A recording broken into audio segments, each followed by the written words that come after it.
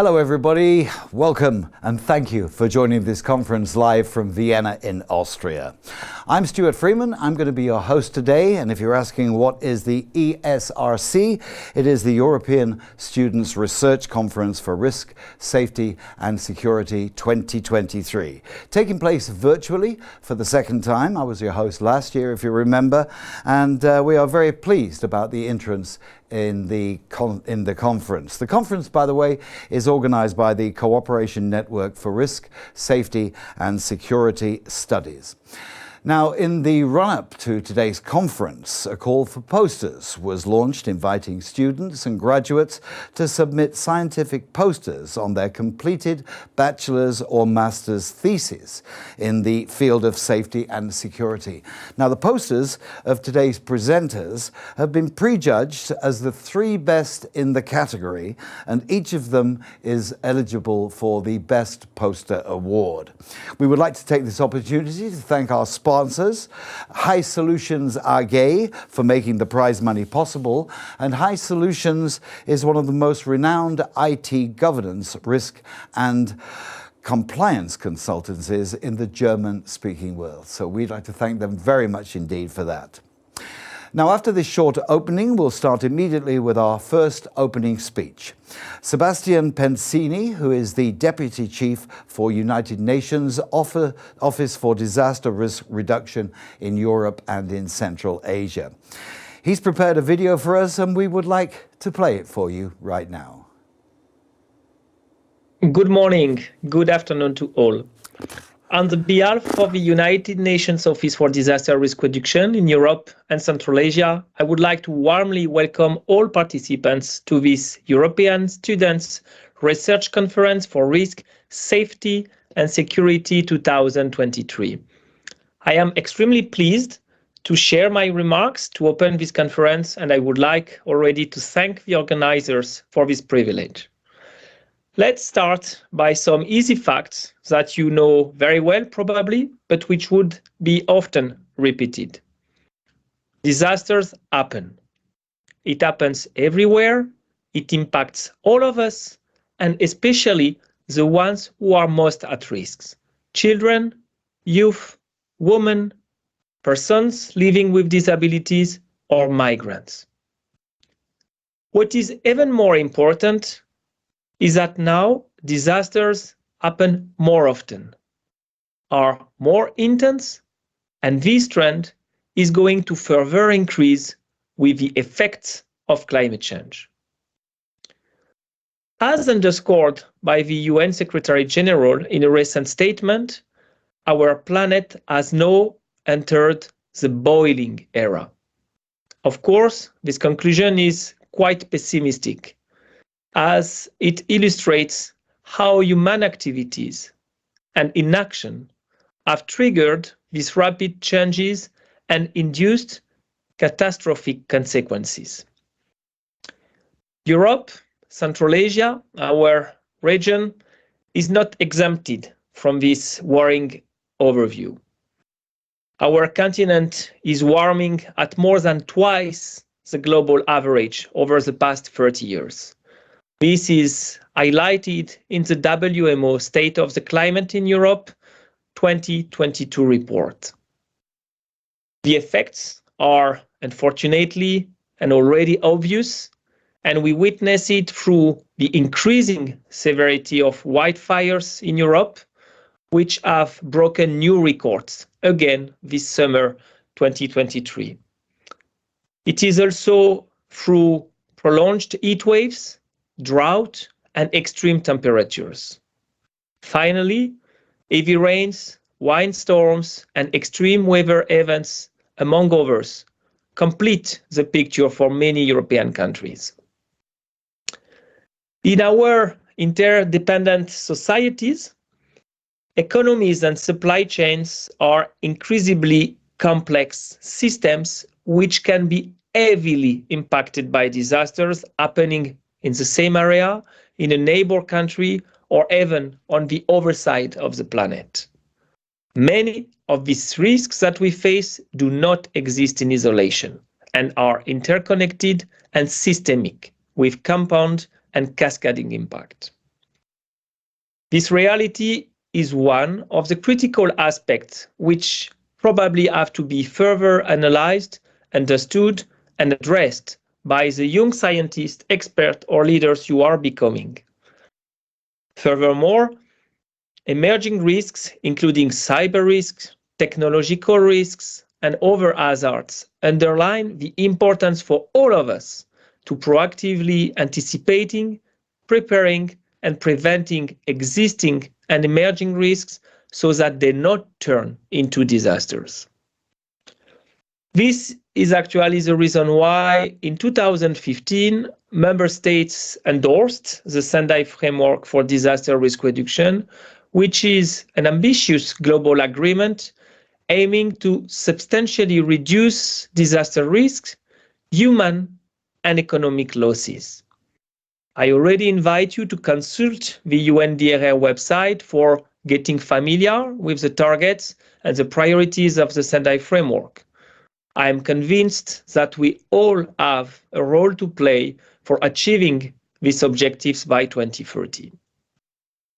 In line with the Sendai Framework, disaster risk reduction should be based on the understanding of risk in all its dimensions. This includes vulnerability, capacity, exposure, hazard characteristics, and the environment.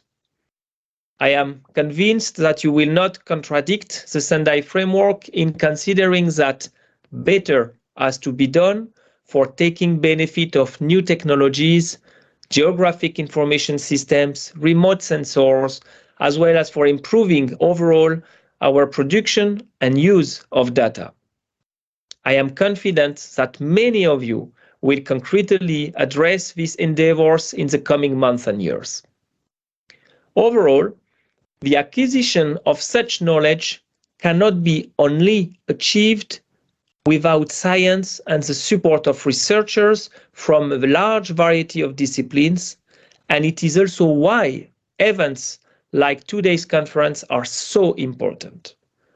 Students like you represent the future, and your proactive engagement and research on the very specific topic of disaster risk reduction is critically important. Changing how we consider and address risks is not a project or an initiative that can be taken up only by disaster management agencies on their own.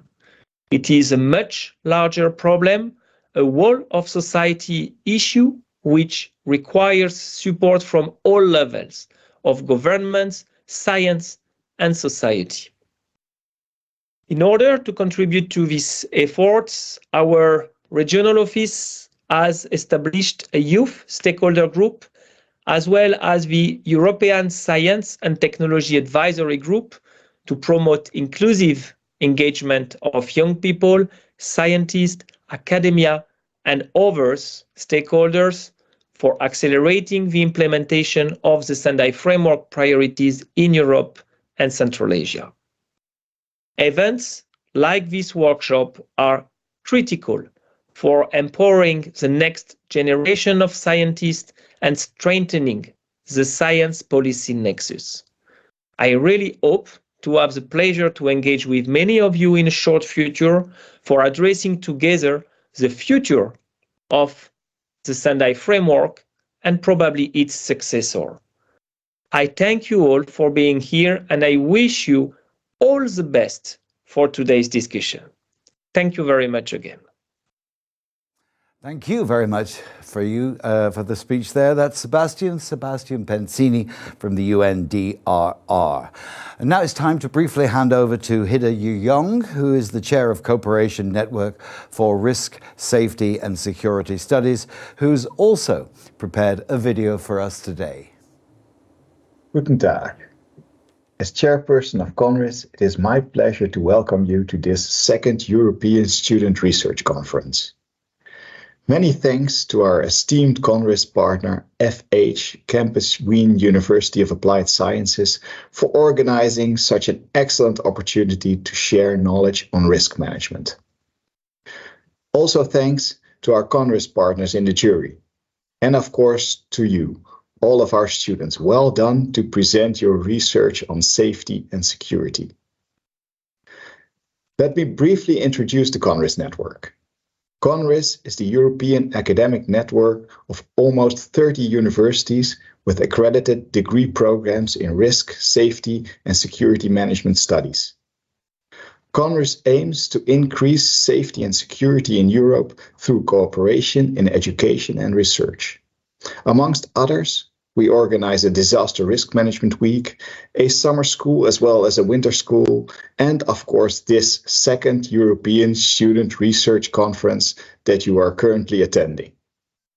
We believe sharing knowledge is key to handle uncertainty in a way that contributes to obtaining the outcomes we strive for. It is in conferences like these, where we take the time to really listen to each other, that we gain valuable new insights. I would like to share one of the insights that stood out for me this year. Often, we refer to safety as a dynamic non-event. Things going right implies nothing bad happens. A risk professional told me that in his opinion, the event already exists, even though it hasn't happened yet. It is an accident waiting to happen, like a slot on a roulette wheel, waiting for the ball to drop into it. The chances of the roulette ball landing in the bad outcome slot may be small, but they are very real. This made me rethink one of my favorite sayings: accidents happen by accident. They don't just happen, they are already there, waiting to happen. To all participants, many thanks for your contribution to risk management. Ich erhoffe mir, dass Sie während und nach dieser inspirierenden Konferenz viele neue und wunderbare Erkenntnisse mitnehmen können. Well, thanks very much indeed, Hideo Young, who is the chairman of the CONRIS. Well, now we start with the first category, and that, of course, is safety.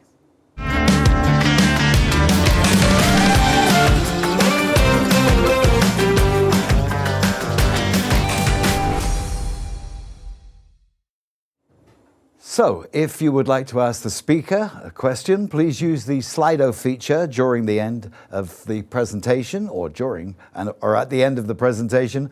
There will be a discussion period, by the way, after each presentation. I'll then put your questions to the speaker.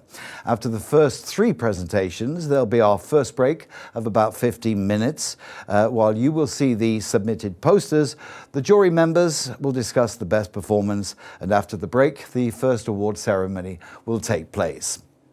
The first candidate in our category safety is Hamed Izdad Goshabs from the University of Genoa in Italy, and he is going to present his master thesis with the topic Machine Learning Techniques for Wildfire Management. Hello to you, Hamed.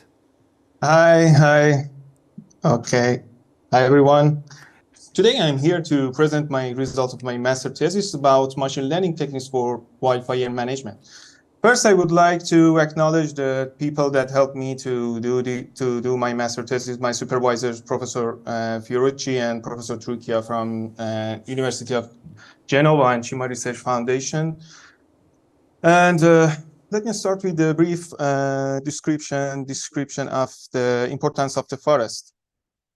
So, forests are significant. Why? Because forests provided us a variety of environment advantages, right? Like mitigation of climate change or maintenance of the hydrological cycle and biodiversity conservation. So what's the problem here? The problem is that we are living now in the forest. We are making our infrastructure, our cities, our, let's say, agricultural fields near the forest. So what will happen if natural phenomena will happen like a wildfire that is close to the lifelines, to the places that are important for the society, for the system? So what's the problem? What's the important problem here? The problem is that it's really difficult to ensure that uncontrolled fires do not spread to the sensitive ecological systems, or they are not threatened. Actually, they have not threatened infrastructures and human lives. So the question is that how we can manage this. Actually, in the prevention and preparedness phase of the disaster risk reduction, we about the wildfire, the first thing, the primary research is about the estimation of the hazard, like other disasters. So what we can do here for the estimation of hazard is the wildfire susceptibility mapping. This is the point that is about this is the point of my master thesis, actually. So I would like to start immediately with the study area that we used for this study. That is the Liguria, a region in the province in the north of Italy. That is, and okay, why we choose this region? Because it's mostly mountain and hills, and also more than 70% of the land is covered with the forest. So there is a good, there is a good situation for fire to spread, and we choose study this area, actually. Then I would say that the input data sets are consist of mapped burned area spanning during the 20 years between 1997 and 2017. Then all the information that we use, all the data provided by Authority of Liguria region, and they are available in GeoPorta. This is a website to get the data. So let me start with the methodology that we used. Actually, here we try to assess the performance of the machine learning algorithms. 3 machine learning algorithms we choose. One of them, the first one is a neural network, multi-layer perceptron. Then the second one is a support vector machine, and finally we have a random forest. And then based on the probabilistic output of these machine learning algorithms, we actually produce the susceptibility map to the wildfire. And also we have a part that is related to the evaluation of the models. And finally, I would say the significance of my study is the event-based validation of the susceptibility maps that I will describe it in more detail later. So inside of the methodology, I would like to mention some techniques that we use for dividing the subsets to get a homogeneous subset between the 2 seasons of winter and summer. That we use the k-mean cluster technique to divide dataset for the train, test, and validate the algorithms. And also we use the k-fold cross-validation. Here we use 5-fold cross-validation to be sure that, okay, the subsets were chosen sufficiently away from each other, especially actually. So then finally we have the indicators for the performance. That is the area under the curve of the rock curve, receiver operating characteristic curve, actually. And we calculated also the root mean square error of each model. Here I briefly describe the variables that we used. We can divide them in 3 main categories. The first category is the topographic, the second one is the anthropic, and the last and probably the most important variable that we use is vegetational type, and also we use neighboring vegetations. And also we have the burned area as a label for our supervised machine learning techniques. So let me here start with the performance of the algorithms that we trained and tested and actually validated. So here we can see the best performance belongs to the random forest. It's obvious. Actually, we expected to see this because it's a kind of classification problem. So and with random forest, we used also different models for the vegetation mapping. So in the neighboring vegetation, we considered also the percentage of the vegetations surrounded the pixel that we wanted to estimate actually the susceptibility. So and also we can see the we have the performances for winter and summer, so we consider also the seasonality to the fire. I will show you the results of susceptibility and describe why the seasonality is important. And these are rock curves, again, the indicator of the importance, the performance of the algorithms. Again, we can see that we have best performance for the random forest, and also among the random forest models, we have the best performance, slightly better than the standard model with the neighboring model. Actually, I summarized some information here related to the neighboring and the standard model because the limitation of the time. So here, the main output of this project, this study, actually, these are the susceptibility maps to wildfire to the Liguria. In the Liguria, actually, you can see the yellow parts are related to the places that are more susceptible to the wildfire. And here we can see that in winter we have the places with high elevation, more high elevation actually, that are susceptible to the wildfire. And in summer we have places more close to the seaside. This side is the seaside. So then actually we implemented a feature importance of the variables from the random forest model. So, and we did it with a mean decrease accuracy technique. That in each iteration he tried to see what is the importance of actually the effect of each variable to the performance of the model. So we can see, as I said, that the most important variable is the vegetation type. So, and also we have the importance feature of the vegetations in detail for different seasons, for winter and summer. So in summer, actually, the complexity is higher than this winter, because of the vegetation conditions. And also you see that we have a slightly more unified distribution in the importance of the features. So then the final thing that we try to investigate was that validation of the susceptibility maps by using some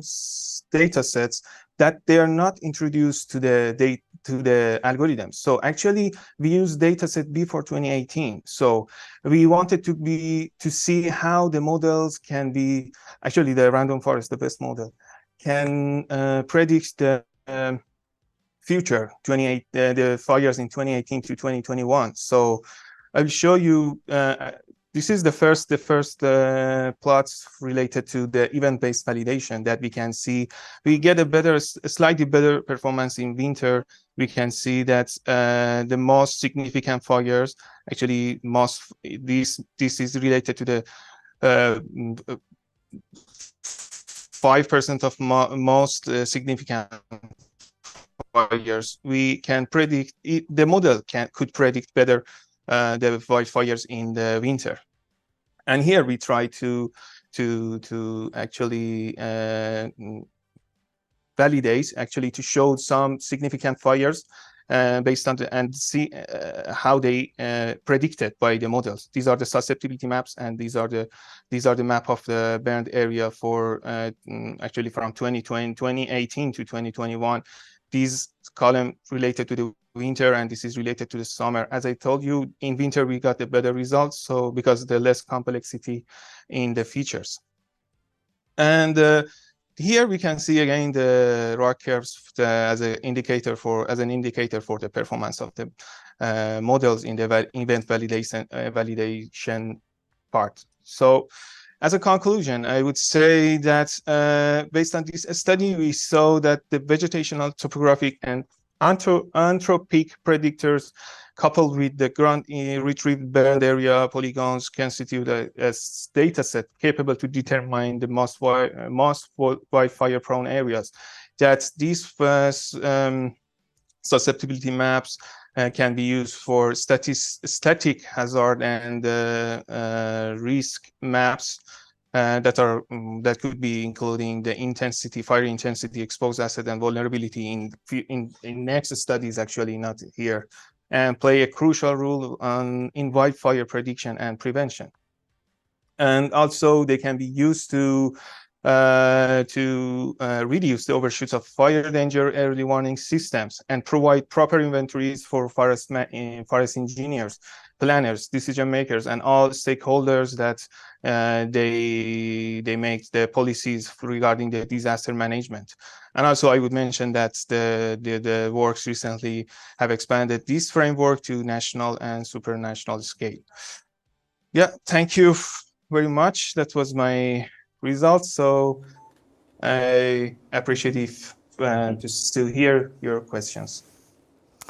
Well, thank you indeed, Hamid. Thank you for the great presentation there. We've got to stay with us because we've got a couple of questions for you that have just come in now. Question number one, what developments do you expect to see in the wildfire management over the next few years? Okay, actually, through this context, this is one part of the studies that carried out in CIMA Research Foundation and University of Geneva related to the wildfire management. Actually, this is the primary phase of this study, this vast kind of study. So we have a kind of propagator in the CIMA Research Foundation. Actually, they developed that model to see, okay, based on the predictions from these models and getting the map of susceptibilities, how they can manage the resources to let's say to plan for an emergency in future, for example. Okay, and through the propagator, they can simulate also how the fire can propagate during an simulated event, during a real event. So this is a kind of primary study that will help to other researchers to start their work to see, okay, how which parts are more susceptible and how we can try to manage our resources to manage finally, hopefully, the disaster. Thank you for that. I've got a second question for you now. How are these machine learning techniques being used in practice? What would you say?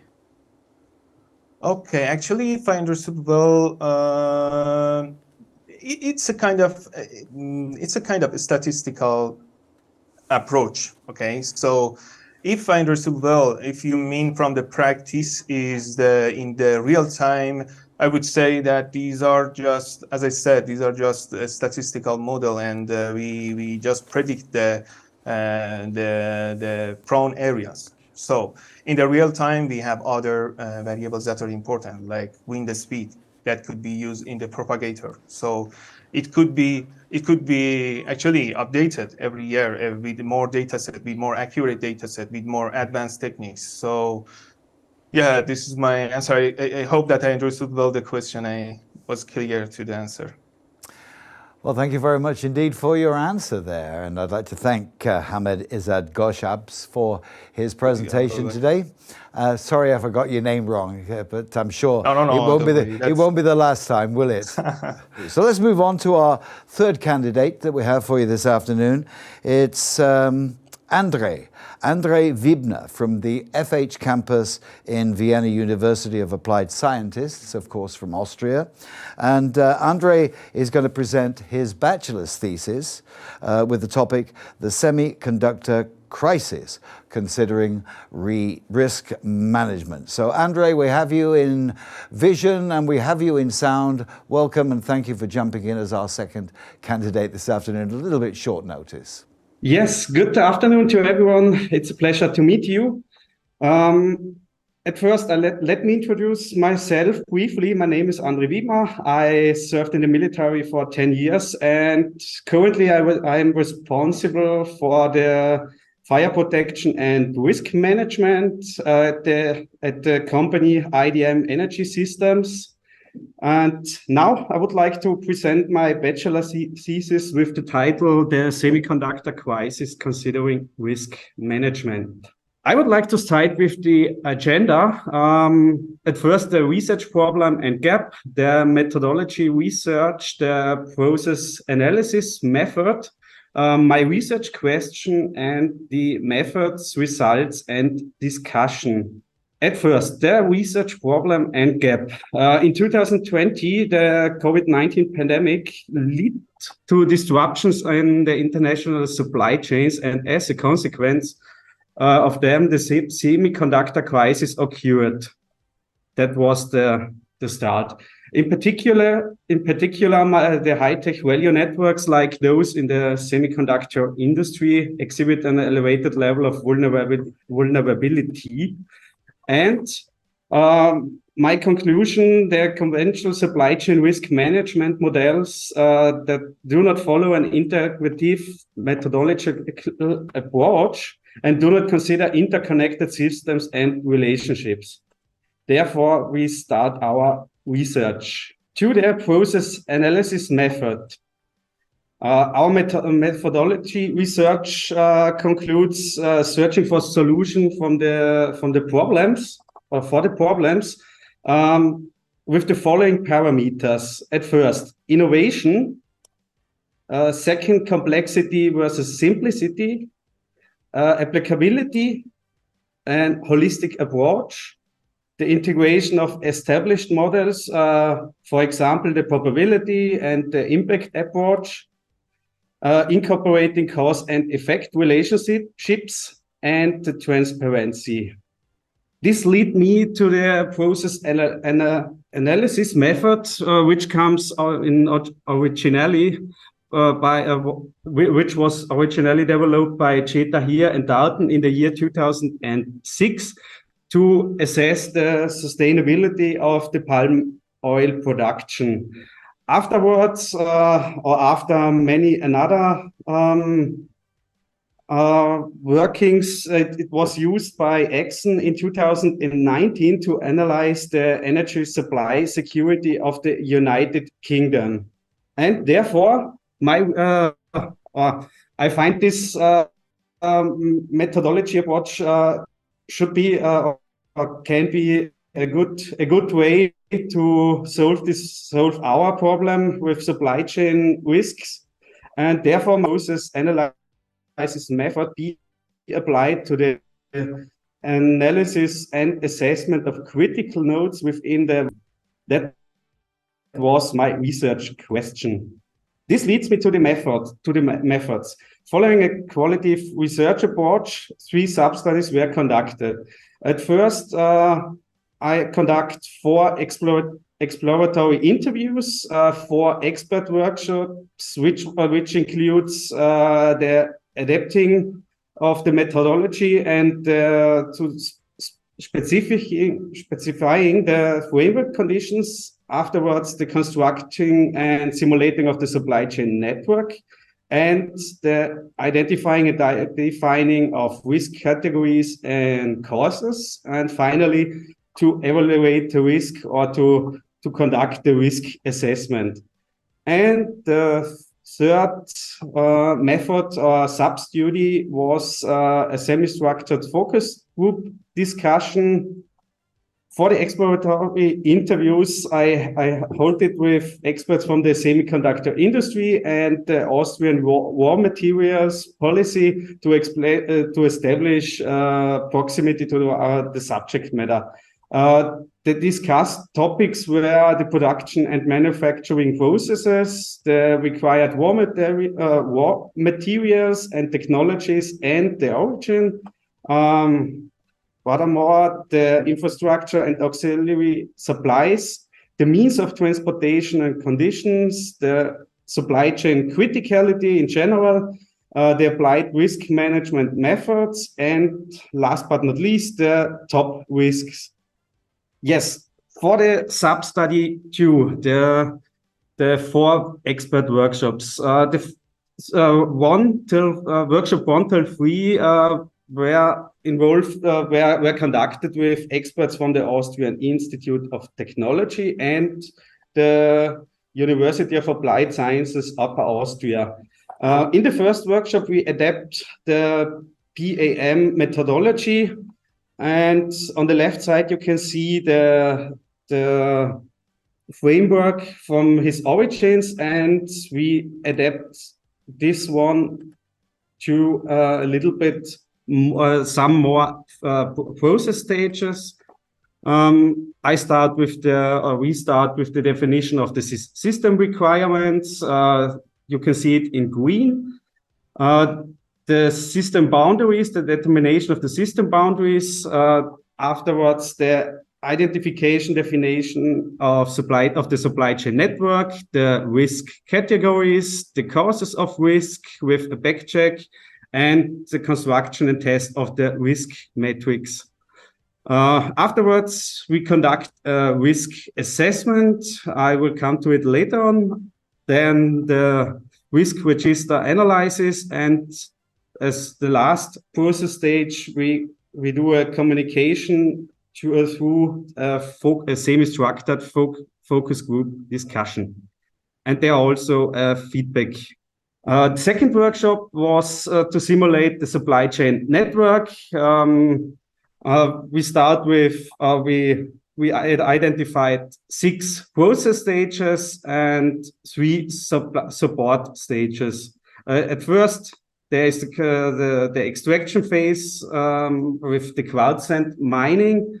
The second one is the refining stage with the production of the silicon single crystals. The third one, the production of the silicon wafers, and then it goes on with the supply stages, licensing of the IP, then the design, and also the needed technologies to produce an semiconductor.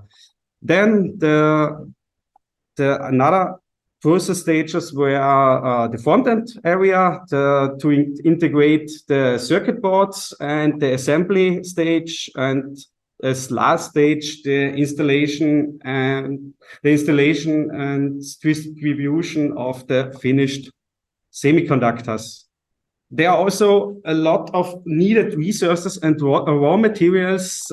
This should be an overview, a small overview for sure. And be aware, this is also just a significant simplification. Our third workshop was to identify and define the risk categories and causes. Each risk category consists of the desired state of this category, the type of risk, and the causes of risk. Finally, it looks like that. I have here an example from the risk categories. We had 8 risk categories: economic, political, innovation, skills, environmental risk, manufacturing risk, and the technical and transport risk for the supply chain. It was a lot of work to identify and define the risk causes. I do it in that way that I start with literature research and the input from my the lot of inputs of my exploratory interviews. Then I have 72 potential causes of risk. Then we start with the discussion, and finally we had 37 causes of risk. And afterwards, I define for every risk cause an question. And by this, these questions should be the indicator and make the metrics accountable. I will show it in the next slide. Yes, there it is. That is the outcome for the example of the technical risk, the desired state, the type of risk, and the cause of risk, and afterwards the cause of risk by his interpretation in form of a specific question. This leads me to the fourth workshop. In this workshop was conducted also with experts, but not from the ID and University of Applied Sciences Upper Austria, then with the semiconductor industry. To evaluate the risk, I put in how should I explain the classic way to assess risk with the probability and the impact, and this both leads to the risk score. And in addition, I put also in a factor for the scope of risk.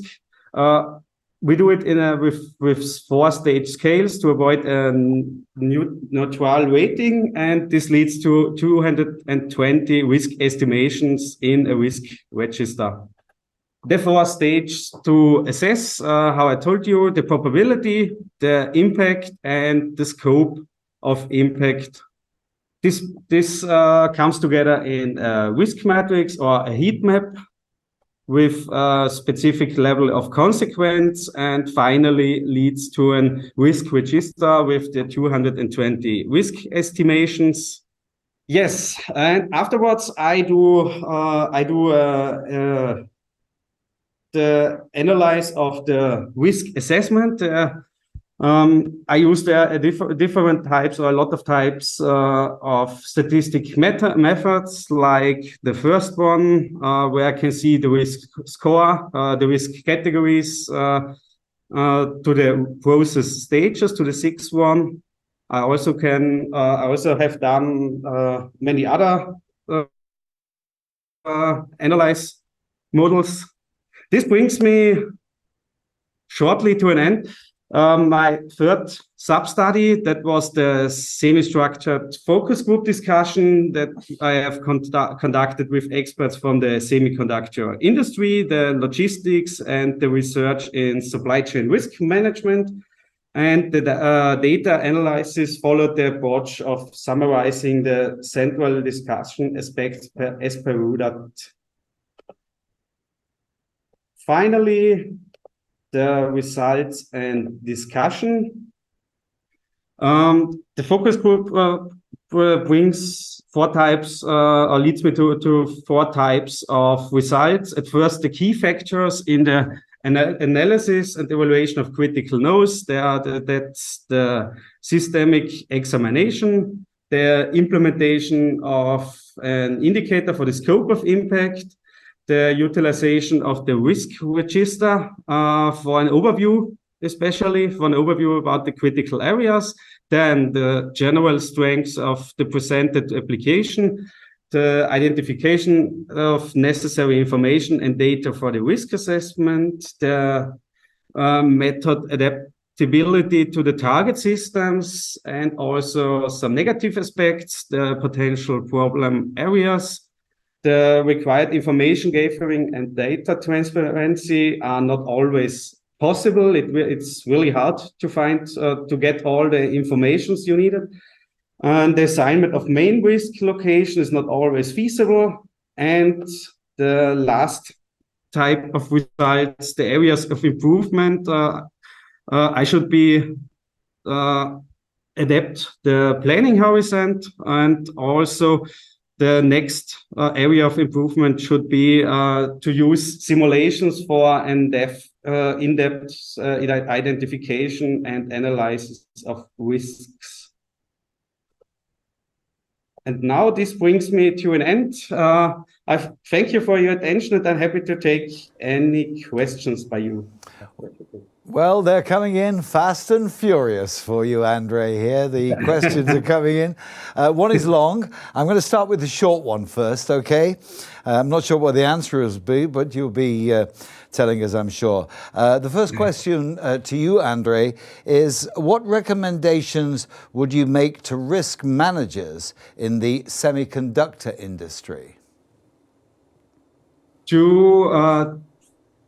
To make it short and simply, the supply chain network of the semiconductor industry is very, very complex, and therefore simplification could be the answer to manage the risk in that.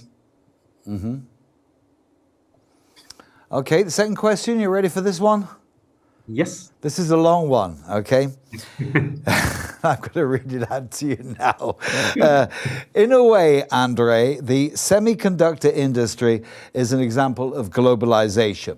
So, as a result of the crisis of the last 3 years, what, in your mind, what changes have already taken place or will take place in the future in this industry? Uh, at first, the the meanings of the population of any area, for example, USA or Europe, should change the mind about the should change the mind about how can they support some industry areas or sectors. For example, the semiconductor industry could not stay alive without money from the government, especially for research and development. Yes, especially for research and development, and therefore we should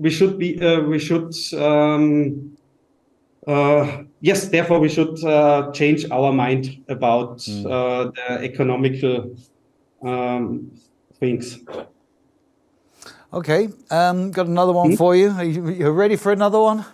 Yes. Okay, here's the final one. I think the final one that we've got at the moment. By the way, if you want to put your questions and answers, just put it in the Slido at the bottom of the screen and we'll read them out. Andre, another question for you here. What are the most critical nodes? The most critical nodes will be the front-end areas, due to the fact that they are very technical intensive, very personal. They have a big personal intensity, and therefore it's very hard to get good scientists, good workers for the manufacturing processes. Therefore, nowadays that would be the most critical node for now. Maybe it will change in the future. Okay, well, thank you very much indeed for your presentation. Good luck. That was the second presentation. Andre there, just stepping ahead of Ivan, who is in Genoa. I think we've got Ivan on the line now from the University of Autónoma de Barcelona in Spain. Did I say Genoa? I mean Spain. I was just wondering if it was my Spanish there that was putting the gremlins in the works even. But I think we've got you back in vision and in sound for your bachelor thesis with the topic of psychosocial risk factors and their impact on reliability. I won't say buenos dias, I'll just say hello and hope we've got you in sound and vision right now. Hello, buenos dias a todos. Hello, everyone. Okay, I'm trying to share my presentation. Okay. Everybody can see the presentation now? We're just seeing you at the moment. Dan, yes, we've got the presentation now. Thanks a lot. Yes, we have the presentation now. Okay, now. Okay, thank you. Finally, after the problems, I can start. Hello, everyone. First of all, I want to show my gratitude with the organization of ESRC 2023 for the opportunity to show my poster in this conference. Please let me explain the context and let me explain the context. We are now in a train station because my investigation is focused to help the railway companies to manage with the psychosocial evaluation of the train dispatchers, improve the work conditions and the decision-making of the train dispatchers. Oh, let's get closer to the poster. Nice. That's a poster with a 50% of written information and a 50% of visual information. I tried to create a professional design without forgetting the friendly look for the viewer. That's not enough. We need to navigate from inside. Let's go inside the poster. Now we are inside the poster. In the left, we will have always a mini-map that will remember us which part of the poster I'm explaining, and it's represented with the yellow tag. I'm going to introduce myself. My name is Ivan Cristino, and I just finished my bachelor of the Universitat of Barcelona, and my final project name is Psychosocial Risk Factors and their impact on the reliability, a study of the psychosociological environment of a train dispatcher. Who and where? A train dispatcher is an employee in charge of managing the railway operation, and they manage the railway operation, giving instructions to train drivers verbally, and they act with signals and shifts and tracks by remote control. Train dispatchers usually command only a part of a railway network operation. Usually, they manage with other train dispatchers from a centralized control center. The CTC is like a brain of a railway network. The mental load of a train dispatcher is high, and according to the situation, can be especially higher, such as emergency situations. The psychosocial environment affects each employee differently. If the psychosocial risks are not taken into account, the effect of the psychosocial risk may be create an increase of accident rate, and absenteeism is slow working response or sick leave.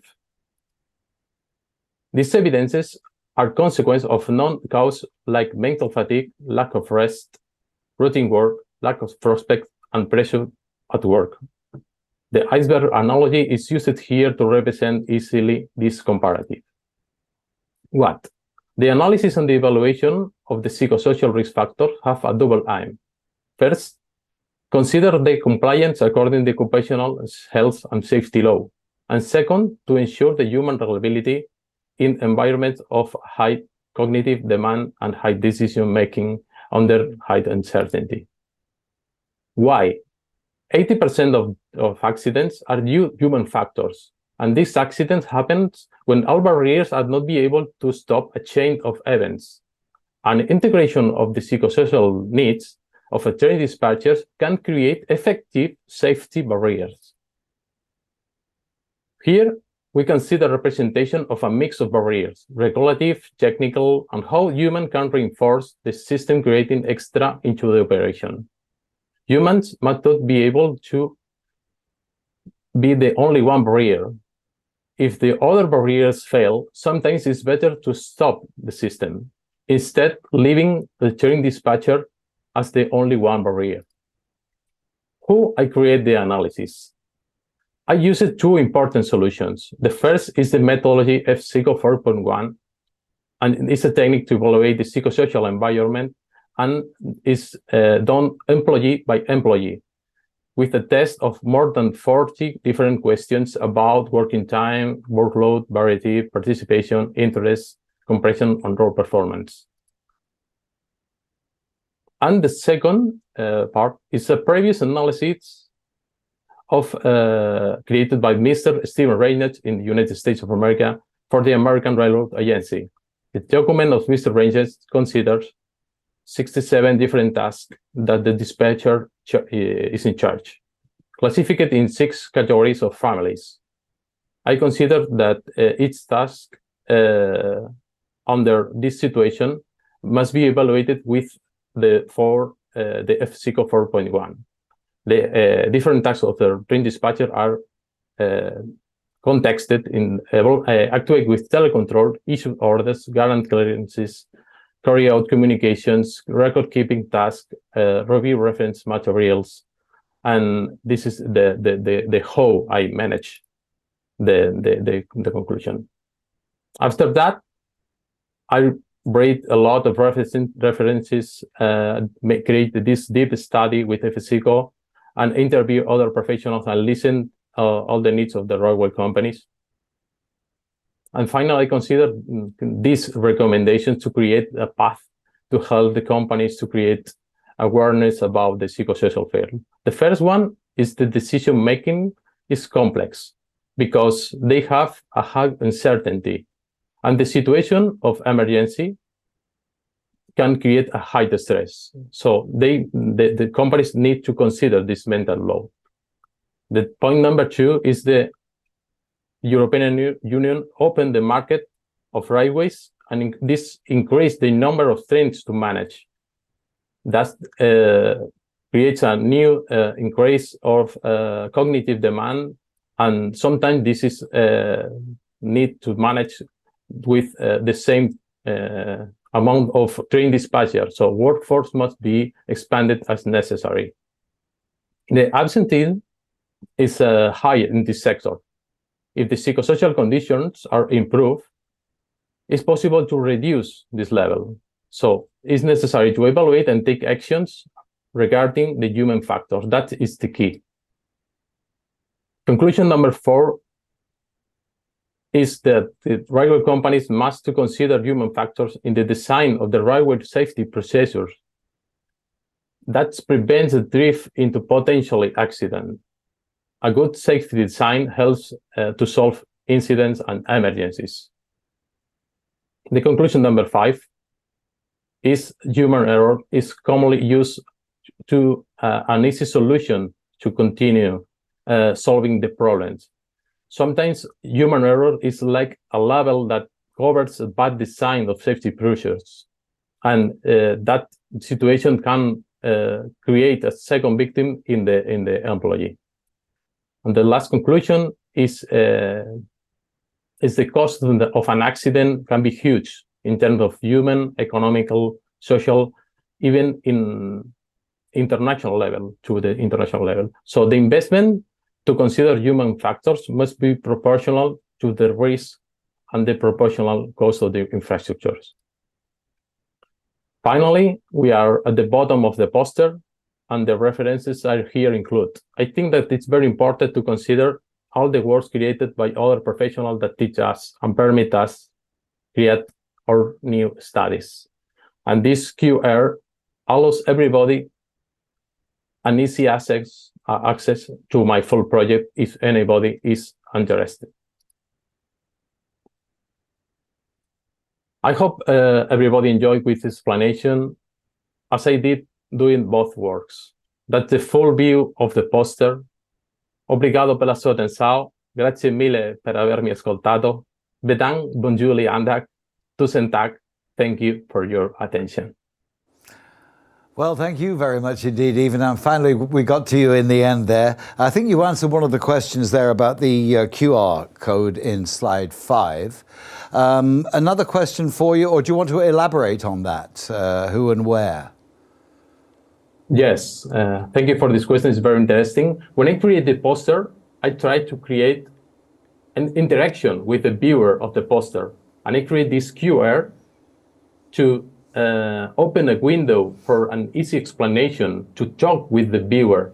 And this QR opens a video of YouTube, a private video of YouTube that is like a trailer of 2 minutes that explains the concept of the train dispatchers that sometimes is difficult to understand for a person that is not in the field of the trains. Just like me. Another question for you. In your opinion, what are the main causes of man-made accidents, do you think? Well, the evolution of the railways had been created a huge changes a lot of around the time. At the beginning, we are focused on the technical, and after that in the operational things. And now we must to manage with the mental load and the psychosocial field, because it's the next step to take care about the employees, about the society, about our companies, and about the human factors are the key in the future. The European Union creates the European Railway Agency, and many times they focus in this necessary. Ivan, can you take one more question? Yes, sir. Okay. Can you tell us about the training of the train dispatchers? Well, for create a new train dispatcher, sometimes we need more than 1 year of a person that finishes a bachelor degree or master degree to teach everything about the environment of railways, because it's very difficult to change the mind of a student to create a worker of a train operation, because you must be ready to manage with fires, turbulence, everything can happen, and you must to manage very, very fast. So that is the most important thing. Take a lot of time, give time people, give resources, and maybe you need more than 1 year to learn this field. Well, thank you very much indeed, Ivan. We finally got there in the end. And thank you, by the way, for our other two candidates, Andre and Hamed. And we're going to be taking a break for about 15 minutes, and then the jury will be announcing the winner for safety. So stay with us, and during the break, we'll be playing the submitted posters to you. So we'll see you in round about 15 minutes' time.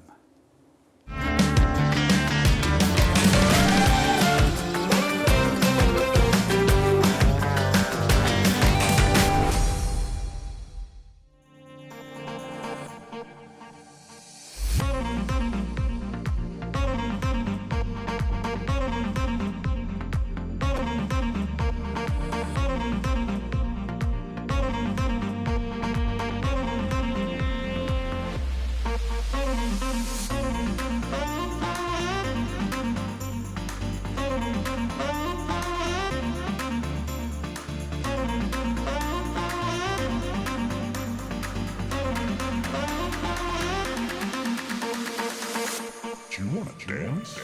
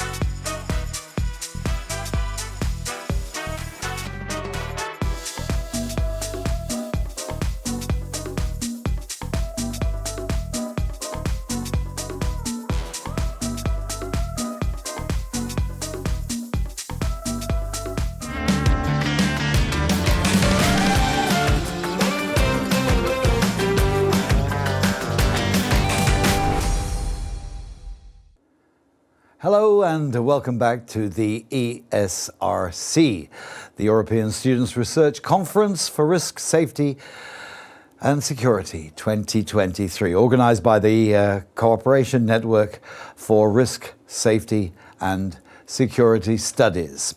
So, during the break, we found out who the winner is, and I'm sure our candidates are looking forward to finding out who the winner is. I can now hand over to the speaker for the safety jury. He's waiting for us now, Johnny Rice from the Lusofona University Porto campus in Portugal. Hello to you, Johnny. Hello everyone. It's a great honor for me to announce the winners, but first I would like to tell that all the works presented today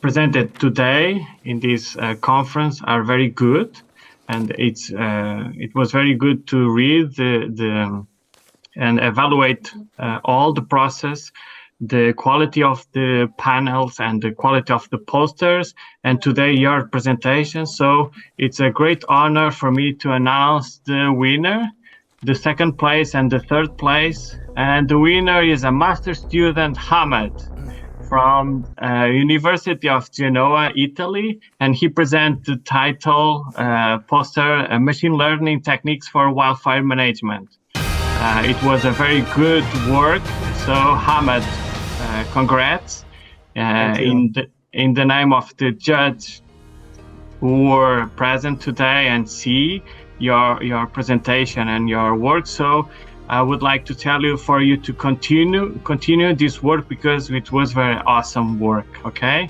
so congrats. So the second winner for today in the second place is Andre from Vienna University from Austria. So congrats, Andre. Thank you very much. And the third place and the last but not the least, and very important work as well, Ivan Cristiano from Barcelona, from Spain. Okay, so congrats all of you, and thank you for the opportunity to get know your work. Thank you very much. Thank you very much. Thank you. Congratulations for all. Well, thank you, Johnny, for that. And of course, let's speak to Hamad. You must be very happy about this, Hamad. Oh yeah, sure. Yeah. Of course. That's a kind of great experience to me, and I'm really glad to be selected by the jury. And also, I would say congrats to others. They did great jobs, and thank you very much. Yeah, it's always difficult to pick a winner when there are such good presentations. Tell me, how did you decide to do the topic that you did?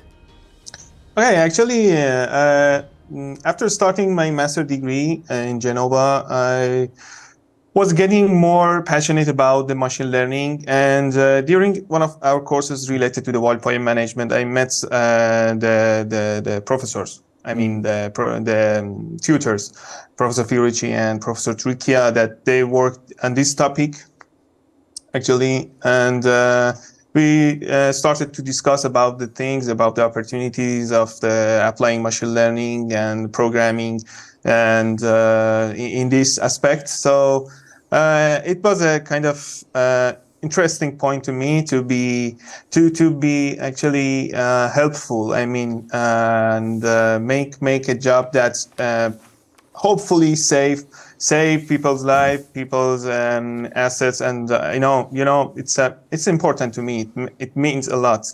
So yeah, that was the story, more or less. Great. Well, fantastic. Thank you. You're doing a fantastic job.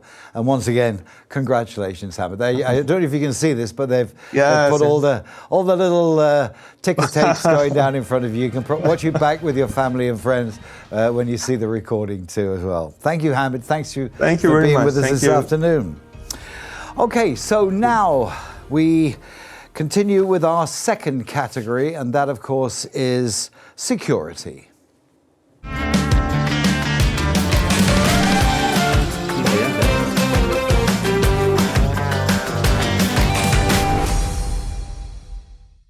Well, the first candidate in security is Daniela Kirchmeier from the FH campus in Vienna, University of Applied Science, I beg your pardon.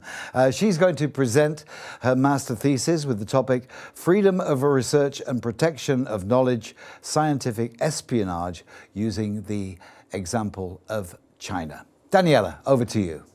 Hello, everyone. My name is Daniela Kirchmeier, and I'm going to talk to you about scientific espionage and how research organizations can deal with this risk. So I'm sure that many of you have already heard of stories of industrial espionage because this topic is discussed a lot in society. With scientific espionage, it's a different story because in Europe, especially in Austria, it's hardly ever discussed. But what is scientific espionage? Scientific espionage is understood to be the state-directed investigation of scientific organizations by foreign intelligence services.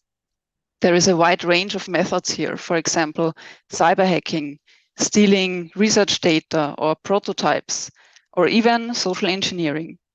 The popular espionage targets are research fields with dual-use aspects. That mean that they can be used for civilian purposes, but also for military purposes. And because China wants to become the new military and economic world power, currently scientific espionage is carried out most aggressively by China. The Chinese scientific espionage is also a very good example for the complexity of this topic, because not every way of knowledge transfer is scientific espionage and not everything is illegal. For example, if you want to collect information, you can just attend a lecture. But there were also cases of Chinese scientists in America, for example, that collected information for their secret service, but failed to disclose their employment relationships to the military. So that's sort of a gray area. And then there are other ways of knowledge transfer that are clearly illegal. For example, the undercover activities of spies, the violation of confidentiality agreements, and cyber hacking for stealing research data. But I have to say, research institutions right now are an easy target for espionage because they have hardly ever developed a security concept to protect their research data. And in the event of scientific espionage, it's very hard for them to put a monetary figure on the loss. Moreover, international corporations are key figures for research organizations, but they are also a great gateway for scientific espionage. These are the reasons why some countries are already working on security concepts for their research institutions as we speak. But this is not the case in Austria. And this was the reason why my research question was, how can Austrian research institutions protect the knowledge against scientific espionage? I have to say there was no research regarding this topic in Austria. And this is why I chose the qualitative research methodology. In the empirical study, which took place from October last year to March this year, I talked to 12 experts from various fields.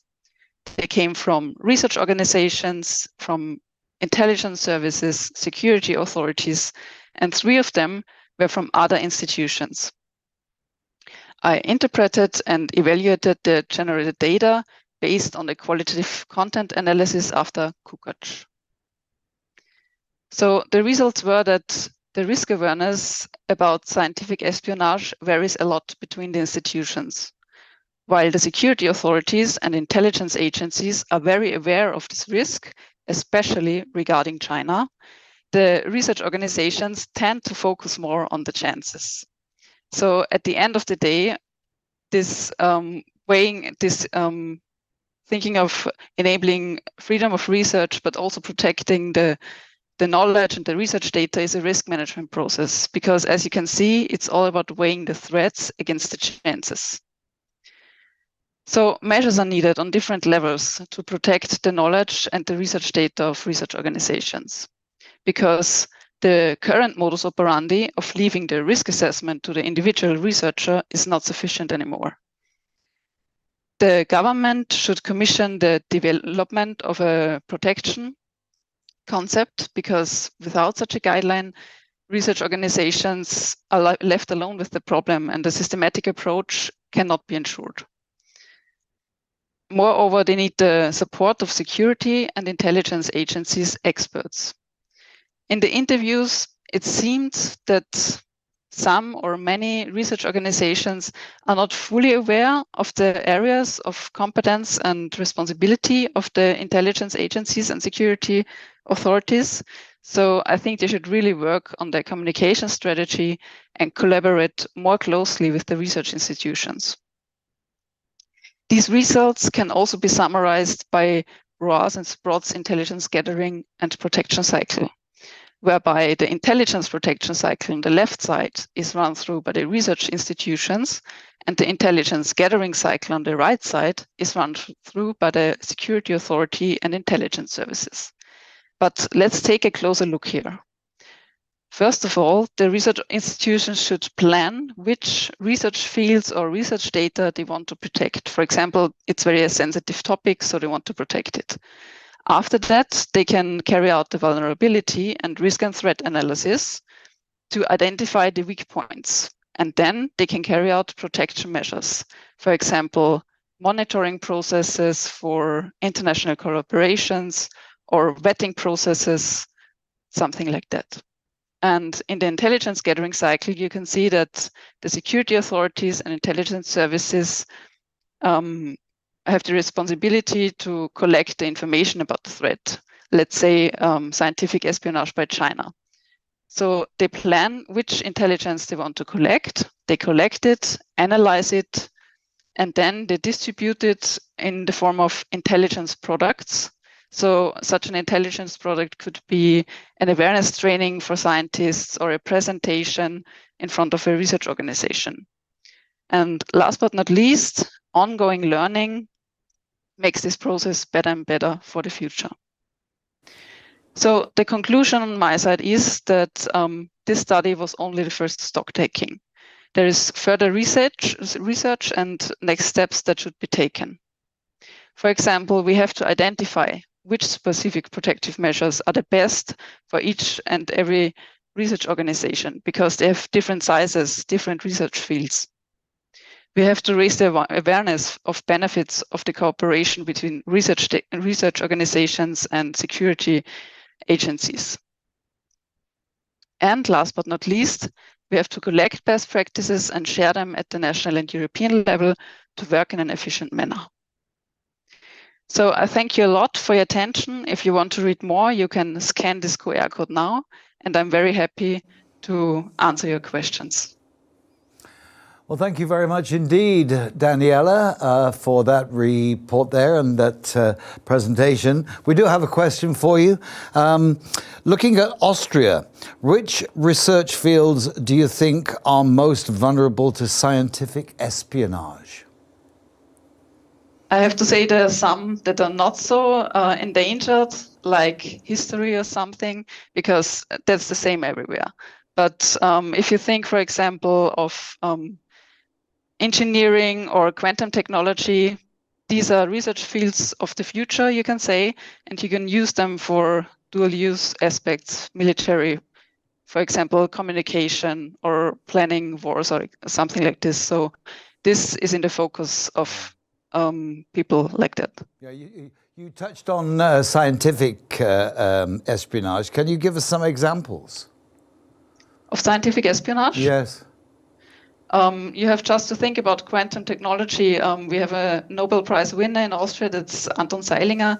And if you ask journalists, they're pretty sure that there are some scientists which collected a lot of information here for China.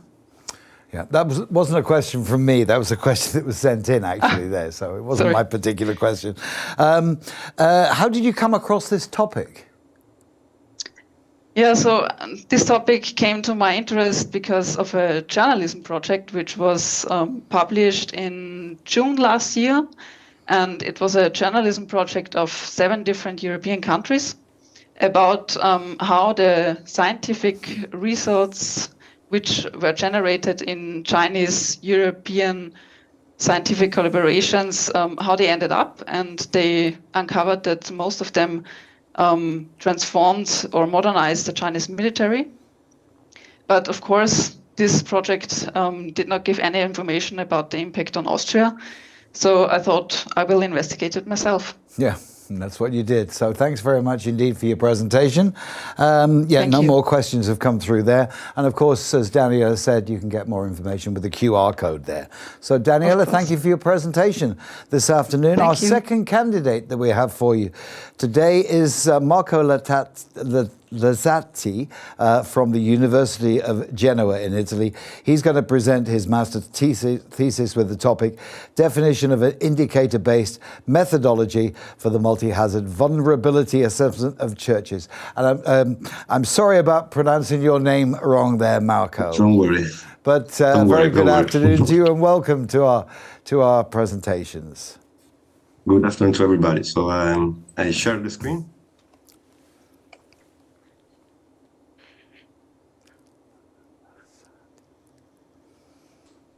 Okay. Hello to everybody. I'm Marco Lazzati, a PhD student of the University of Genoa, and today I'm going to present my master thesis project with the title of Definition of an Indicator-Based Methodology for the Multi-Hazard Vulnerability Assessment of Churches. My supervisor, and I take the occasion to say I'm really thankful to all my supervisors, are Professor Xavier Romao from the University of Porto and Professor Silvia De Angeli and Giorgio Boni from the University of Genoa. But let's go on. This is the structure of the presentation, and let's go in detail to the project. I spent 6 months in Porto, in the University of Porto, working together with the Professor Xavier Romao on my thesis. And why and how is born my thesis? Due to a lack in multi-hazard field regarding the cultural heritage buildings, because it's important and crucial to preserve such buildings due to the importance they have in the society and also to the importance they had in the past for the human history. So the goal of my thesis is to assess the vulnerability of churches from a multi-hazard perspective and aims to be a rapid tool, an index-based methodology, and the outcomes will help for the prioritization of the buildings. How the thesis is born? The first phase was the selection of indicator. I studied and analyzed the literature coming from three hazards: the earthquake, flood, and fire. And for fire, I mean fire inside the building under the cultural heritage and multi-hazard perspective. The first two literature, earthquake and flood, were huge in detail, while for the fire was very weak in information, and I didn't get a lot of information. So after that, I obtained 10 earthquake indicators, 8 flood indicators, and 11 fire indicators. And as you can see on the right, I assign to each indicator a weight in order to give a different importance and contribution inside the methodology. After that, I also insert a description to each vulnerability level for each indicator in order to help an hypothetical expert in doing the evaluation. And let's go through in details on the steps. The first and the second steps of the methodology concern the identification of the study area and the relevant hazard, and the second step is the selection of churches inside the study area. I will present two case studies. The first is the two churches in Porto, that were the Igreja de Santo Ildefonso and the Capella da Almas, and they helped me in the trial of the methodology and making the adjustment. While the second case is the Marche region case studies, and was properly a multi-hazard scenario, because on September 2022, a earthquake happened offshore the Marche region coast, and the church I study stands in the yellow area. And also in November 2022, a series of heavy storm happens in the region and consequently create a flooded area where the churches I study stand. The first step is the assessment of the vulnerability indicators. Here, I made an in situ survey to all the 5 churches with the form that you can see on the right that I create, and here stands the complexity of the methodology. The choice of the indicator give a level of difficulties in this phase. Then, with the last step, we are in the combination of the indicators. How the indicators are combined thanks to the equation that you see on the top that concern the summatory between the probability in terms of percentage of the certainty of expert in assign a vulnerability value 0, 1, 2, 3 times the vulnerability value 0, 1, 2, 3 times the weight. And for keeping the methodology simple as much as possible, I give the same importance to all the three hazards. For that, in order to obtain the multi-hazard index, I just made the simply median between them. And this, for further researches, is a phase where we can play a bit more on the important things of the hazard. Then I apply to each church is a deterministic and a probabilistic approach. The difference between them is that the probabilistic approach takes in consideration also the uncertainties that may arise in experts. In fact, as you can see, for the deterministic approach, I apply always the 100% of probability for a value, while for the probabilistic approach, I split the value. And let's show some result in this way. Let's start with an overview of the result. These are all the results that I get from the deterministic approach of all the 5 churches, and with the black dashed line you can see the result of the multi-hazard index. And I want to highlight that the Duomo of Senigallia, the Church Santissimi Vincenzo and Anastasio, and the Church of Cappella Almas obtain a similar multi-hazard index. But then later we will see the comparison. And let's go on with this graph. I want to show that the deterministic approach and the probabilistic approach has a very close value. There are no differences, so that the methodology obtain a very reliable feature. And let's go on with the study number 1, the comparison between Duomo of Senigallia and the Church of Santissimi Vincenzo and Anastasio from the deterministic approach. And as I said before, we can see on the right that the multi-hazard index is pretty similar, but the contribution of the different free hazard is very different. I want to highlight that there are huge differences between the two churches in the flood index and the fire index. And in a similar way, the study 2, the second comparison between the Cappella d'Almas and still the Duomo of Senigallia, I want to show here the fire index still from a deterministic approach. They have a very, very similar result, but the contribution of the indicators is very different. This is due to the features and characteristics that are inside the church for taking consideration free candles or the material inside the church and so on. And let's go through the conclusion. First of all, I want to pass through some improvements that this project can achieve. For example, I want to give a powerful meaning on the multi-vulnerability index, not only use it as a prioritization for building. Then how is possible to consider different scenarios? Because in a multi-hazard field, there are different scenarios to consider considering the spatial and the temporal features. It's possible that 2 or more events happen in the same part of the city or different part of the city at the same time, or 2 or more events that happens in different time hit the same part of the city or different part of the city. How it's possible to define a threshold? Because expert needs to know when a building is in a critical condition once the multi-hazard index reach a certain threshold. How it's possible to achieve this goal? We needed to analyze a very worst case scenario and a very best case scenario. And those 2 points can be together. This could be a very powerful tool for the scientific community, because more we enlarge the usage of this methodology, more we can consider different hazards, because in different parts of the world, the multi-hazard scenario concern different hazards.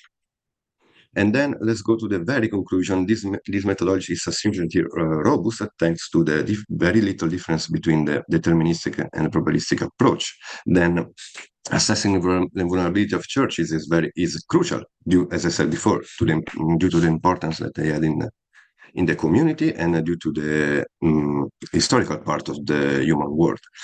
Yes, it's true. This methodology stand in the gap of the multi-hazard field, but doesn't want to fill all the gap, just want to put the basis for future multi-hazard research.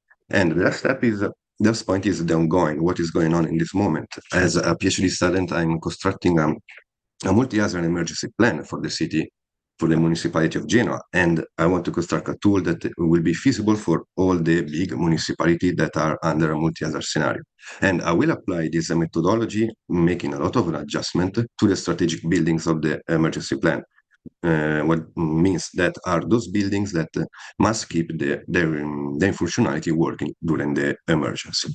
And lastly, I am happy to state that this project has been already presented in the CompDin conference 2023 in June of this year in Athens, in Greece.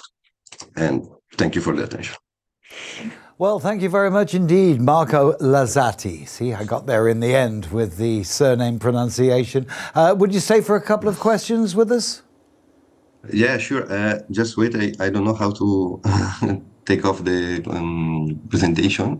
Okay. But okay. Well, you're looking through to us at the moment. Okay. And we've got the questions for you here.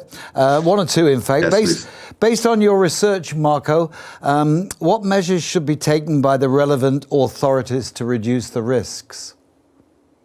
First of all, I think the resilience of the community is very important because people need to be more attached to the multi-hazard topic and also to the action that the civil protection and the municipality is taken, and also needs to be aware about the condition of the buildings, aware about also the action that people needs to do during an emergency, because the time response of people is really affect the life of the people. So some seconds can save your life or not.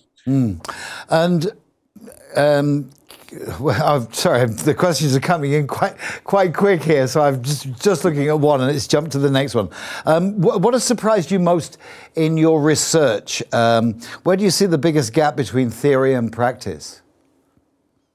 The biggest gap, I would say that one of the biggest gap is the managing of the wind hazards. It's very difficult to.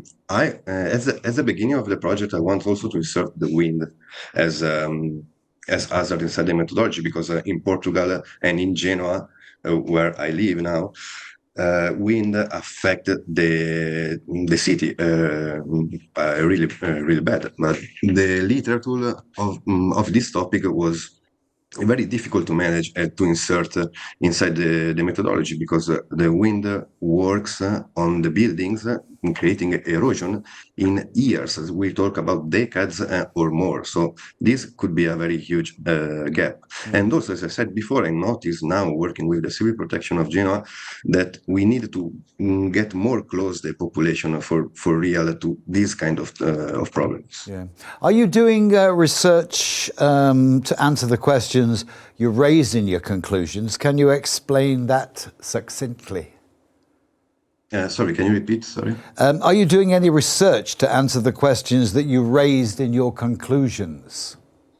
Yeah, I'm doing some research because, as I said before, for the multi-hazard emergency plan that I just started in 2 weeks, but the project was confirmed and so on. And I would like to insert a dynamic vulnerability, because regarding the vulnerability of buildings, just because as I said before, for a temporal condition in multi-hazard scenario, after the first event, the vulnerability of buildings for sure change. The buildings will become more vulnerable, and if a second event will happen, the buildings will suffer very particular damage. So I want to insert dynamic vulnerability in the project. And still in the project, I still considering the main hazard of the city of Genoa, that are still earthquake, flood, and fire. But in this case, fire outside the building, and also landslide. That is a secondary effect of both earthquake and floods. And finally, one here that says, can this method be replicated in another type of building? If so, do you need several adaptations? And what type of adaptations do you need? Yeah, it's what I'm trying to do in this moment with the PhD, because this method I did in Portugal and in Italy was focused on churches, but in this moment for the emergency plan we focus on concrete buildings or masonry buildings, and the adaptation are a lot because. Cultural heritage buildings are mainly in masonry, so now I have to consider also the vulnerabilities coming from concrete or also other material that buildings are made of. And also the city of Genoa is very particular because the shape and the morphology of the city it's very complicated, and so here engineering in the past they enjoy a lot to create a very particular structure.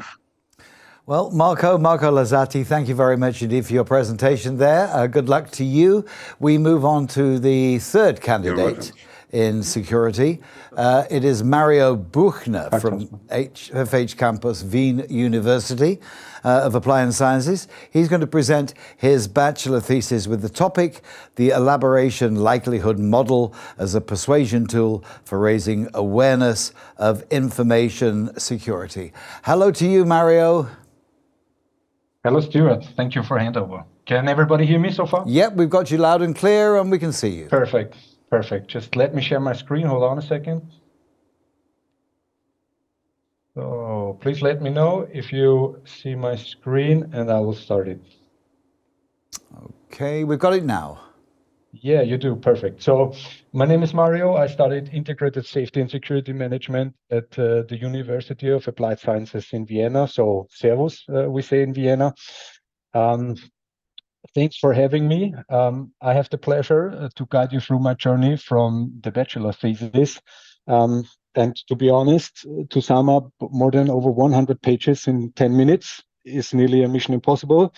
But let's give it a try. So, ladies and gentlemen, please buckle up for the elaboration likelihood model and its use against economic and industrial espionage. Like every study, it starts with research. So I started reading, and more reading. And I collected data all the time and compared it to other studies and journals. And the last picture you see, hold on a second. So, yeah, and the last picture you see represents a headline which refers to an article or to a study that small and medium Austrian enterprises are insufficiently prepared for economical espionage. And I asked myself, okay, we have how many small and medium enterprises do we have in Austria or in Europe? And I want to give you some hard facts. So in Austria, we have from all enterprises in Austria, over 99.7% are small and medium enterprises. So that's huge. Over 60% of the employees are working for small and medium enterprises. And if you want to hear some numbers for the European Union, it's similar. In Europe, we have 99% of all the enterprises are small and medium enterprises. And also nearly over 60% of the employees are working in these small, medium enterprises. And I asked myself, okay, but this is the number of the small and medium enterprises, but is this really the whole target field for the espionage? And I digged a little bit deeper. And there are, we call some hidden champions. To explain it to you, what is a hidden champion? It's an enterprise which is the top 3 in the world market in the same sector, or it's first in your continental market. And if you see the red line, let me translate it for you. This is Austria. So compared to the world market, we are on the second place when it comes down to hidden champions. The first place is Switzerland. The third one is Germany. And if you see there on the third last, there are the states. So now you have a little bit of an imagination. What does it mean for Europe and for Austria? Let me show you a picture of Europe. So here you can see it a little bit clearer. So we have a huge amount of hidden champions in Europe. So there is a huge target field for economical and industrial espionage. But this is only the enterprises which are clarified as hidden champions. What's with the one who become a hidden champion? And there is also a statistic for innovation and there are some innovation factors. Let me give you that information as well. So you see in Europe, especially in the central of Europe, we have a really, really large amount of strong innovators. And I pulled out two statistics. So if you see, especially for Austria now, and if you see, we invest a lot of money in research and development compared to the European Union average. And if you see on the right table, we also have a lot of patent applications compared to the European Union. So this was really interesting for me to figure out, because I didn't have it on the line, to be honest. I didn't have to focus on that. So what was the outcome of the research of espionage? And the outcome was that it's a difference between economic and industrial espionage. Economic espionage is state-sponsored, and the industrial espionage is illegal acquisition of know-how. The stability of a state and of the society depends on a functioning economy. This is very important, and therefore know-how is the key to competitiveness and innovation. So what is now, to sum it up, it's necessary that we protect business and trade secrets, of course. What was the other outcome? The other outcome was that espionage is a highly underestimated threat, especially in the globalization. Why is it? It is because there's a huge dissonance between the objective threat and the subjective risk assessment for their own enterprise. And this lack of awareness leads to a lack of a security strategy and leads to a vulnerability of the enterprise and of the whole organization. So how we can keep going like that? People play a key role in holistic defense strategies. And to get an organizational change, it requires the changes in structures, processes, and most important, in employee behavior. So I thought about it a little bit and said to myself, okay, knowledge drives behavior, because if we inform the people, they know what to do. And then I asked myself, okay, is it really like that? And let me give you one example. We know that smoking cigarettes is unhealthy and it could cause cancer. And how many people do you know who do it anyway? So I had to do a research again. What change attitude, what change behavior? And this is now in the field of persuasion. So you read, and all the stuff again. So you see, I read a lot of books and journals during my whole journey writing the bachelor thesis. And to be honest, this was quite interesting, but also very exhausting, because I'm a very slow reader. I'm very analytical reader. I can tell you what's on page number 3. So I really read very slow. But beside this, I also had outcomes of this research. And one of the outcomes was that not knowledge, attitude drives behavior, not knowledge, attitude. And for incorporating a topic, it requires a change in a personal attitude. And this is like attitudes and behaviors depend on the information we get. And how we can lead this. So we thought about it and we said, okay, we need empirical models to change attitudes. And there we focused on the central concept in the persuasion research, and it's the elaboration likelihood model from Petty and Cacioppo, founded in 1986. And it's the gold standard since the 1980s, and it's used in the health sector and in the field of marketing, but it never has been used to raise awareness of espionage. So the headline you saw on the first slide is now translated to a question, and the question is, how can elaboration likelihood model be used as a persuasion tool in organizations to raise awareness of economic and industrial espionage? So before we keep going, let me introduce some words, because I made the experience that when a lot of people is sitting on a table and talking about a topic, they have different points of view. For a special, or for example, if I talk about blackout, someone is hearing a power outage and the other one is thinking about the party last night. So here it is also very important to defining our common truth. And the first word which I want to explain to you is elaboration. And elaboration is a process of deep information processing. So if you wanted to call it in an easy way, it's the thinking about a message and an information in a deep way, in a deep processing way. The next word is the likelihood. In Austria, we only have one word, which called Wahrscheinlichkeit, and in English, you have likelihood and probability, and they always mix it up together. And let me clear this up a little bit. The probability is whether something happens, and then you have the likelihood of something happens. And to give an easy example, if you flip a coin, you have the probability that it lands on one or the other side.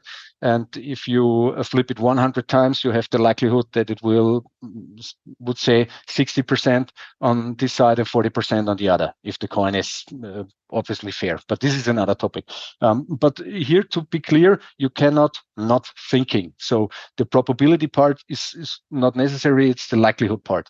And the last word I will explain to you is persuasion. In Austria or in German, we also have different explanations for persuasion, and in English it's not that easy. But to know what we mean with a persuasion tool is to convince people to have it in a good form. It's not like manipulating, like an unfair influence. We want to convince people of the topic, so it's an ethical, good way to influence people in this topic. Okay, and now we are ready to start with the elaboration likelihood model. And let me give you some big points. It's a very complex model, but to give you one or another spot on the model to grab the holistic thing. First of all, the idea of the elm from Petty and Cacioppo was, how does communication need to be designed to change attitudes? And they put on 7 postulates with interdisciplinary assumptions through numerous studies. And the biggest one was the first one that, and they thought about the theory of Leon Festinger. It means the cognitive dissonance, and there's always a need from the people that they have a consonance through their attitude and behavior, so they adjust attitude or behavior. What does it mean?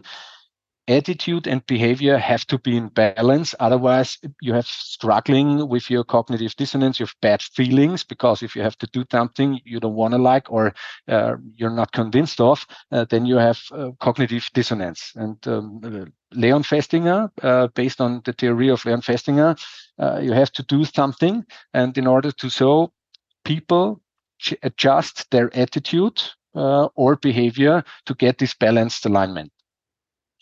And the last thing is that if someone is targeting your attitude, they're really targeting your behavior. So the target of this model is not like changing your attitude, it's changing your behavior through your attitude.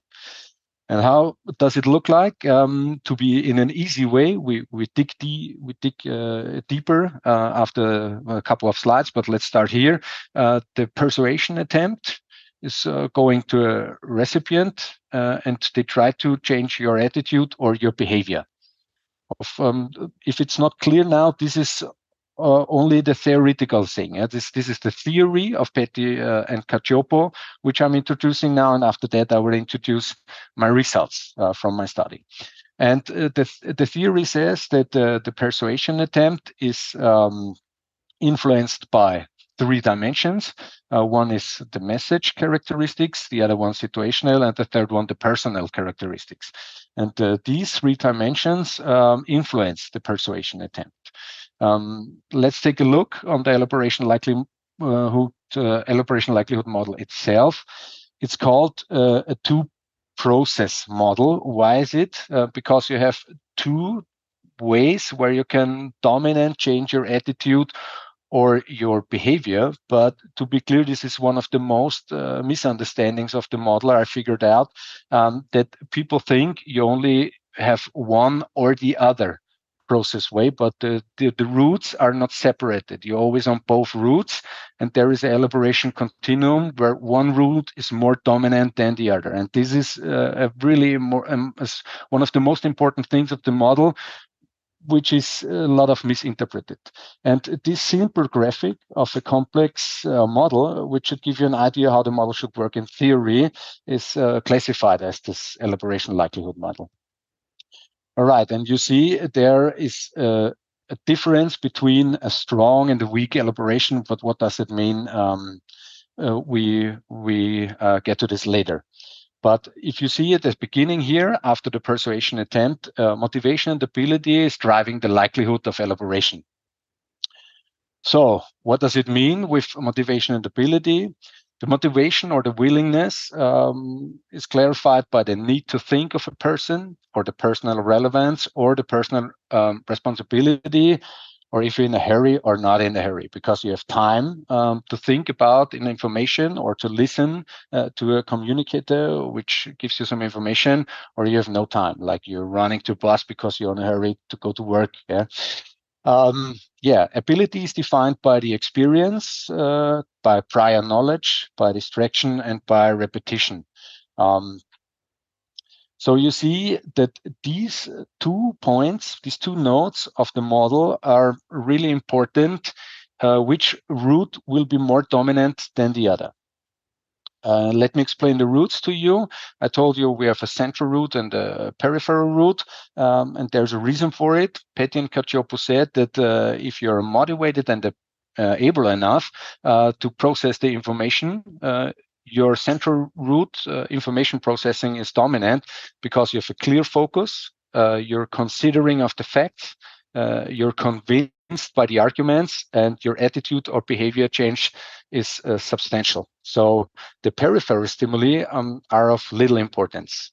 If you're not motivated or not able, or motivated and not able, your peripheral route will be more dominant, and this means that the superficial stimulus processing is more dominant than consideration of the facts. It's without critical thinking. The peripheral stimuli are more persuasive. What does it mean? It's, for example, the attraction of the communicator. It's the status of the person, or the number of arguments, or if you're comfortable with the situation. It's not necessary if the arguments are good or bad. It's the number of the arguments which are persuasive. And the attitude change and the behavior change maybe is temporarily. So the quality of the arguments is less important than the number of it, as I told you. So if we go back to the whole model, you see we have motivation with ability, then we have 2 process routes which lead to a robust and long-term attitude change, or an unstable short-term attitude change, and maybe then to your behavior change. But what does it mean? The intensity of the elaboration is the critical factor. This is of course the critical factor, because it routes you or it gives you the route which is more dominant, because elaboration is a limited resource of every human being. Imagine you always are highly focused on everything. I mean, you go out of the door, you check out what this person are wearing, the birds are singing, and so on, and you get all the information, really highly focused. This would be mentally extremely exhausting. So it's a limited resource, and therefore we have to be motivated and able to get the information. And if we're not, we have a low elaboration. All right, and we're now on the results. What does it mean? I collected the data because I made 5 expert interviews from the field of security and psychology to check out if the theory is in balance with the reality. So, or are there any intersections or overlaps that the theoretical approaches can be confirmed or disapproved in praxis. So let me guide you 6 of these spots.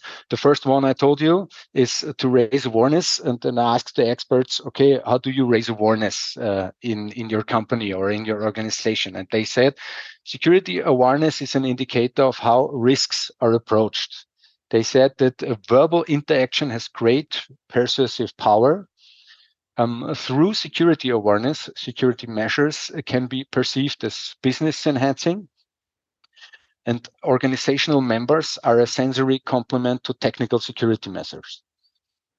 So, and the next point was that I wanted to know if the theory of cognitive dissonance is also in the reality. As did they have this experience? Did they make the experience? And they said that attitude has a strong influence on the behavior, but people do not have a stable attitude. It's depending on the context. I mean, imagine if you are in an opera, you have another behavior when you maybe like in a soccer stadium and watching a soccer game. Yeah. So it's always depending on the context. Cognitive congruence cannot be assumed to be 100%. We will not always be 100% convinced of the things we do. Sometimes we have to, but they said that if security behavior is more sustainable when people believe in what they must do. All right, and if you remember what I told you about the 3 dimensions, I also wanted to know if the situational, the personal, or the message characteristics influence the elaboration process of an information. And they said the situational framework influences the persuasion. They said everyone wants to communicate differently. They also told me that inappropriate situations lead to negative cognitive effects. For example, reactance, feeling of satiation or distraction. And they said that the content needs to be more attractive than the environment. Let's switch to the personal characteristics. They said motivation and ability are important for message processing. And they said that motivation is much more important than ability, because I need to want in order to do, not to do in order to want. So, for example, it's not like you driving a bicycle and then you like it. It's you like driving a bicycle and you do it. That's the easy way to say it. And motivation comes from the personal relevance and from loss aversion. What does it mean? It means that we're putting more effort into something not to lose than in something to win. And the content must be sufficiently new and sufficiently connectable, because nothing is more boring when you hear things you already know, or you hear things which are very complicated and you cannot follow. And this leads me to the message characteristics. And there the reality shows that communication has an informative and an evocative, affecting part. It needs a balanced distribution of emotions and arguments. Information cannot be processed emotionally. What does it mean? It means if I tell you there is a field of 1,200 square meters, you have no idea what does it means. But if I tell you it's 5 soccer fields, it's like, okay, well, that's huge, maybe. Yeah. This was just an example. Don't get me here. Don't point me on that. And emotional engagement creates the basis for arguments, because security issues are always about trust. And after that, strong arguments follow a chain of argumentation. And the personal experience is more powerful because it conveys authenticity and competence. So what is the conclusion of all the information you got now from me? It's the basic elements of the Elm provide a workable approach. A total package of peripheral cues and arguments is needed to convince people. And issues of security are always and also issues of trust. And motivation determines the intensity of the elaboration process. Communication can be verbal, non-verbal, and paraverbal. Paraverbal is this emotional part, which I talked 2 slides earlier. And people in their key role are critical to the success of a holistic security strategy. Yeah, I'm now at the end and ready for questions and answers. Thank you for that, and thank you for listening. Thank you, Mario. That's Mario Buchner from the University of Applied Science is in Austria. Very interesting, very good presentation. A couple of questions. We've got them coming in for you now, Mario. Which elements of the ELM do you think are most important for CISOs to raise awareness of economic and industrial espionage? As I said, it's important that the CEOs and the top management put trust in the CISO, in the CISO's position, because when they have a good idea or when they tell them something, they have to trust their message. That's point one. And after that, if a CISO will raise the awareness of the top management, it's important to know the target group.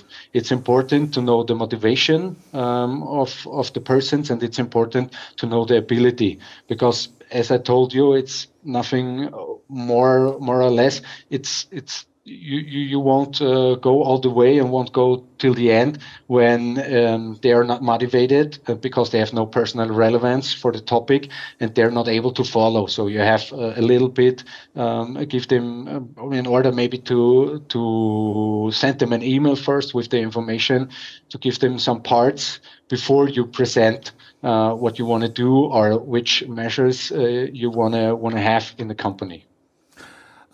You talked to experts in different fields. How did their answers differ in terms of persuasion? I'm not sure if I got the question right. Is it, Stuart? I guess you read the question. They put in. They put in the question board, right? Yeah, I've got somebody's just put this in. It says, you asked experts in different fields. How did their answers differ in terms of persuasion? To be honest, the results I presented to you was mainly balanced from everybody. There was some one or another person had a little bit a different view of some points, but in case of persuasion, they said, sometimes it's needed, and sometimes you figure out how you maybe put the technological part around it. So, for example, if you have to create the password, you can do it on your own, or you have some specifications that it's you have 14 letters, there must be numbers on it, and so on. So they said that the persuasion in a good form is really important to grow and to raise the security awareness, especially in the field of espionage, because this is not like a field everybody has it on. But they said in a good form, they really go along with it, but to manipulate people is only in a short term and will not last long. Well, Mario, thank you very much indeed for your great presentation today, and along with Marco and Daniela. We're going to be taking a short break of about 15 minutes. Good luck to the three of you. We'll take a break for about 15 minutes, and then the jury will announce a winner. And during the break, we'll, of course, show you the posters of our finalists. And we'll see you in about 15 minutes.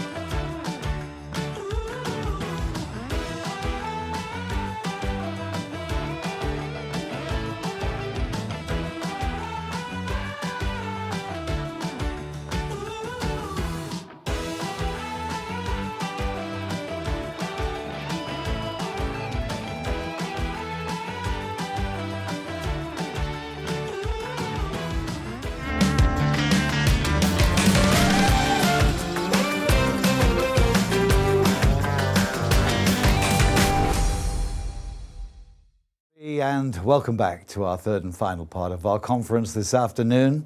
Hope you've been enjoying it and learning something too as well.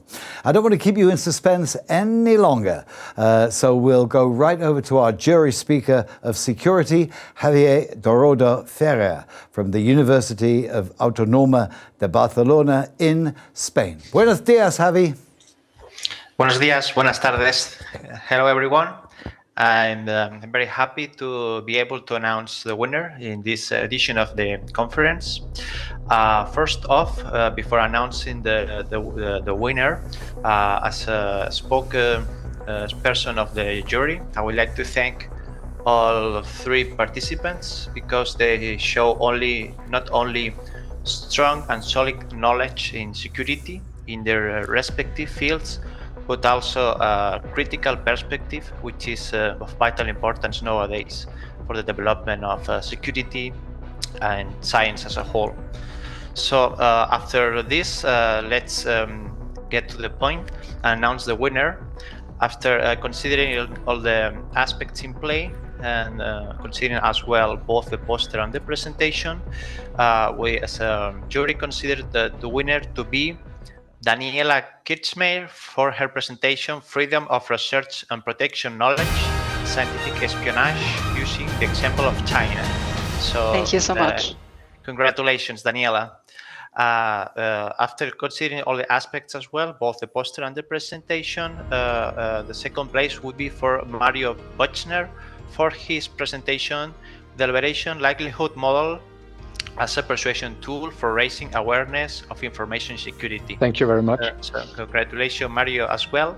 And Thank you. third place to Marco Lacciati for his presentation and work on the definition of an indicator-based methodology for the multi-hazard vulnerability assessment of churches. So thank you for all of you and for your contribution to this conference.